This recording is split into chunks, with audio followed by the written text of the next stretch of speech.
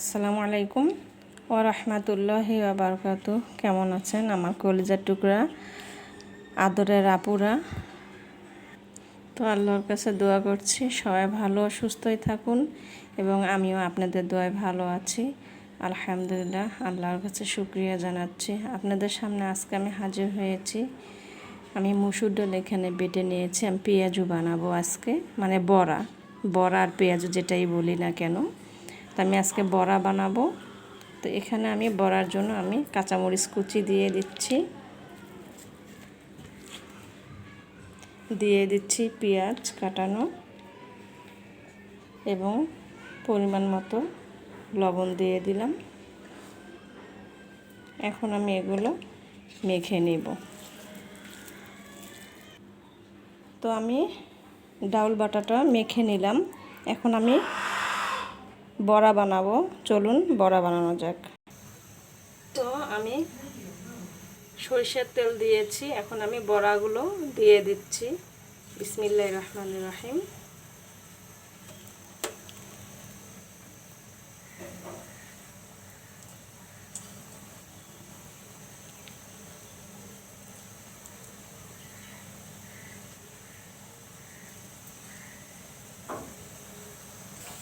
তো আমি বড়াগুলো ওই পিট করে দিব।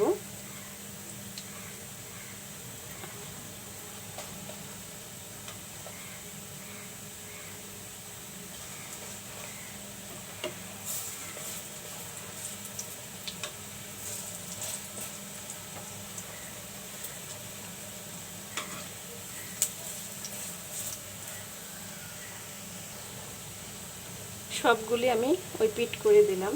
দেখুন কত সুন্দর হয়েছে। বড়া খেতে কার না ভালো লাগে, সবারই ভালো লাগে। ভিডিওটি ভালো লাগলে কমেন্ট শেয়ার করুন, সাবস্ক্রাইব করুন প্লিজ। আপুরা আমার কলিজার টুকরা সবাই ভালো থাকুন। আপনারা যদি আমাকে হেল্প না করেন তো কে করবে? আপনাদের সহযোগিতায় তো আমি উঠে যেতে পারি। তো বড়াটা গরম গরম ভাতের সঙ্গে খেতে অনেক ভালো লাগে। এবং আমি কিন্তু এই বড়া এবং মাছের কোপ্তা দিয়ে আমি রান্না করেছি একসঙ্গেই। আপনারা চাইলে ভিডিওটা দেখে আসতে পারেন, আমি ভিডিও দিয়ে দিয়েছি। দেখুন বড়াগুলো হয়ে গেছে ভাজা।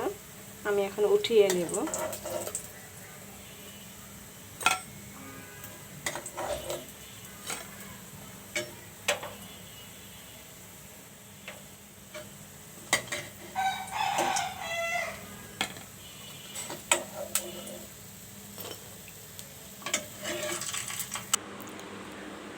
তো আমার মসুর ডালের বড়া বানানো হয়ে গেল।